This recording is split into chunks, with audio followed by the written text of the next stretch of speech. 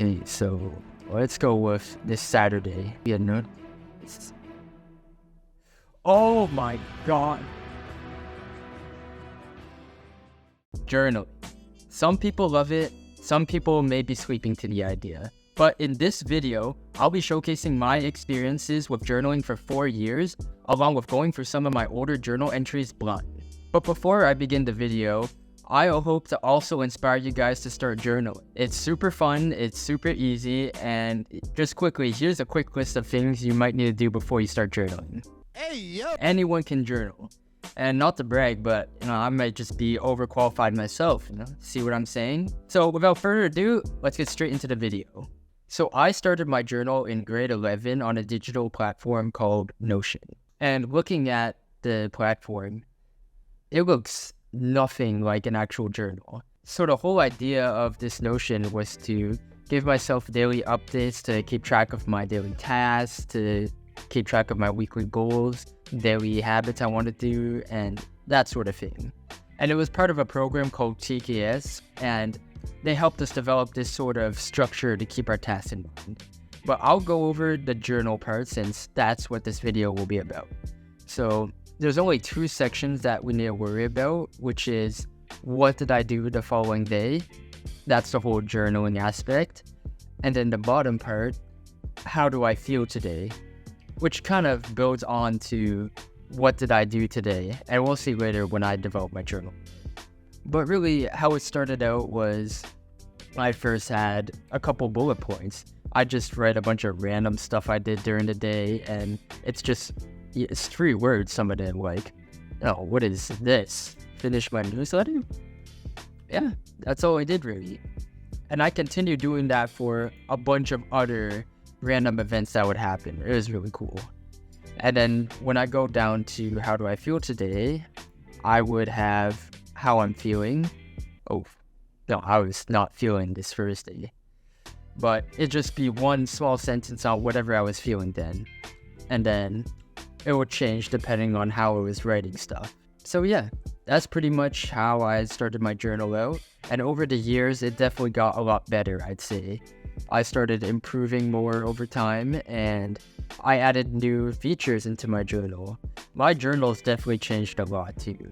In some cases, I have whole paragraphs that are written about my day, something like this, and I sometimes decide to add pictures to it to make it a lot better. That's the benefit of having a digital journal. But yeah, let's get into some tips I use for journaling. So the first thing I want to cover is to make your journal easy to access. So what do I mean by that, really? Where people can have physical journals that they write down in a pen, but when you do that, you have to find your journal first, which could be laying around your desk, then you have to get a pen, and then you have to write the entire entry by hand and then close it up and store it somewhere, which, it's probably really easy. I'm just being hella lazy right now. But what I like to do, and the reason I do digital journaling, is because I'm always on my computer. So because I'm always on my computer, I could access my journal anytime really easily. So when I open my computer, let's say, I type in the sites I need for work, like Outlook, I type that, I type in my Gmail, and then maybe I want to journal. I type in Notion, press enter, and there it is. So I have my Notion already there, and I would have all my entries already ready to go. And say I complete 1 week of entries, what I do next is I could just go over to my Notion tab, I click duplicate, and then it'll completely duplicate this Notion tab, which will set me up for the next week. So now I have this Notion tab, it is just a copy, I change it to 2, and then I would change the dates to the following dates of the next week. And there's the entire journal set for the next week. The second thing I want to talk about is missing days for journaling. And it's pretty inevitable. Everyone is going to miss some days while journaling, so it's nothing to worry about at this point. The important thing is you keep on doing your journal. So at least you set up yourself if you feel like doing your journal one day. Because if you stop making those weekly pages and don't have any place to fill in those empty slots, then that's when you'd eventually quit your journal. So for example, I could go over and it looks like I haven't missed a single week. I would label all my days right here for every single week, and it helps me keep on track. But say, for example, here, this month that I didn't journal, I didn't write anything down for that sort of time. So there'd just be nothing in all of this. But at least I kept a week there, so if I ever want to start the journal again, I could just write it down in the next one, which is completely populated, and I continued for the rest of the next weeks. And the last thing I want to talk about is there is no right way to journal. You can have fuck all for a journal and just write a bunch of random pages, just as long as you date it and you have some sort of consistent schedule to get back to, then that's all you need, really. You could just write as much as you want in all those journals, fill it up however you want and whenever you want. And to me, journaling isn't some sort of transformative process of my life. It's not going to make me more successful or productive, but it's rather just a hobby that I enjoy doing. It's just to remember some really funny or great moments of my past life, like my best gaming moments. What? Or maybe some cooking videos. So disgusting. To me, I just love to record random things and have them stored in my memory here. So yeah, that's how I operate my journal on a daily basis as a student, and let's get right into the blind entries.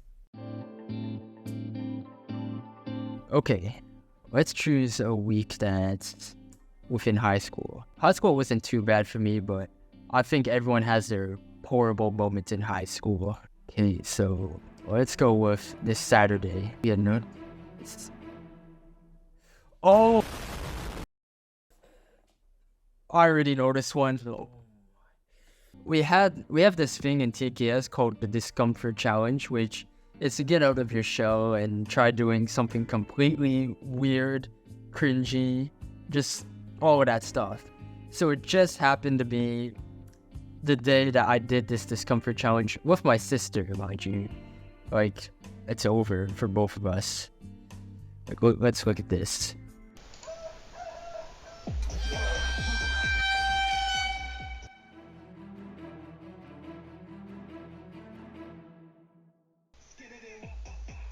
Clean transition though. Ew.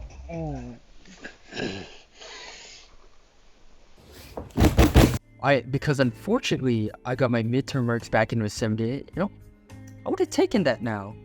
Like 78 was just not enough still. And 91, so I was pretty pissed. Like, what is it? I was actually entitled then. People in university would just be on their knees begging for a mark like this.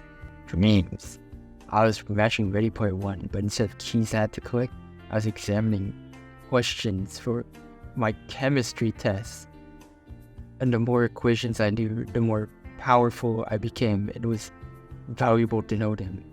I had a gang who was sharing different questions, and there were some betrayals too. When I woke up, I was sweating everywhere. Yeah, no, I'd definitely be sweating if I was dreaming about collecting chemistry equations in my gang.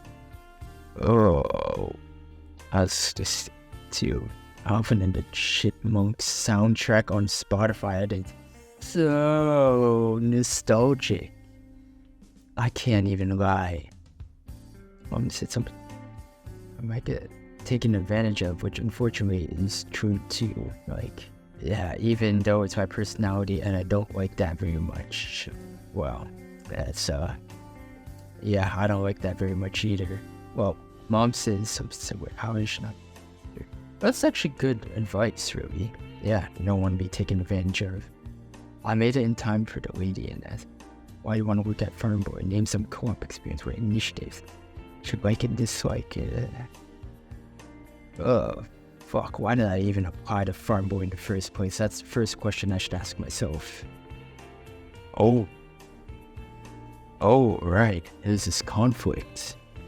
Okay, I'm gonna talk about this one because I got really introspective and quiet when talking about it. The story was that we were preparing deliverables for an important entrepreneurial project. So when we were going to create the pitch videos, I really wanted to create this pitch video, but I had a teammate who also wanted to create the pitch video. We compromised to create 2 separate pitch videos, and we would pitch both of them to our mentors to see which one was better. And at that time, I was feeling really insecure about myself because I had this idea that if I didn't show my face in the project in some sort of way, then I'd be left out, which is a really stupid way of thinking now that I think of it. But the idea that stemmed from was that you could be a brilliant inventor and create a product that millions would love. But if you have someone more charismatic that could pitch that idea, then whose face are they going to remember? It's just that I was so scared that I'd be forgotten. And I silently made my pitch video ahead of time without telling my team because of that. And when I did show my teammates this video, I really got called out. I had a teammate message me saying that what happened, like I thought we were going to do it together and then we'd have a process to really just figure it out. And seeing that message really did strike a chord in me. So rereading this entry again made me realize how insecure I was about being left out in the group. I'm still working on it to this day. I do still feel a bit insecure, but at least now I'm aware and I was thinking of how I've been improving in that, and I thought I'd never think about it again. But yeah, that's the end of the journaling video. Hopefully you guys found my tips informative and learned what it's like to journal as a student, and you found my blind entries really informative, because journaling is a really unique process where you kind of dig up all those memories and emotions you never even thought of in the past, and just re-experiencing them in the present it's wild. Like, it's so crazy. And you may be wondering, what the hell am I doing out here? Well, that's going to be in a future video that's coming soon, so stay tuned for that, and I hope y'all have a great day.